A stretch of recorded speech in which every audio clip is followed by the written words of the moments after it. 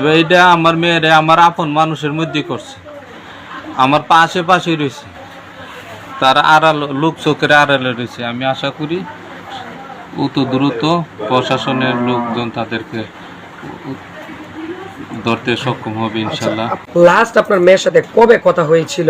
লাস্টে মনে পড়ে আমি নাইট ডিউটি করি, দিনে আমার মেয়ে লেখাপড়া করে, কিন্তু আমি দিনের বেলা খুব মানে পড়াশোনা নিয়ে ব্যস্ত থাকে বাচ্চা, আর আমি থেকে ঘুমাই।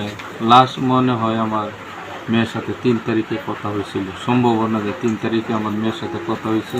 মানে আমার মেয়ের ফোন দিলে আব্বা তুমি কবে আইবা, আব্বা তুমি আজকে আই পড়ো, অক্ষণ আই পড়ো।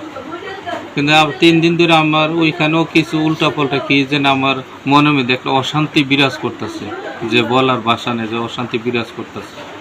তো যাই হোক, হঠাৎ করে আমি বিদেশ থেকে শুনতে পারলাম যে আমার মেয়ে পাওয়া যাচ্ছে না বিচরেতে, তারপরে এই অবস্থা।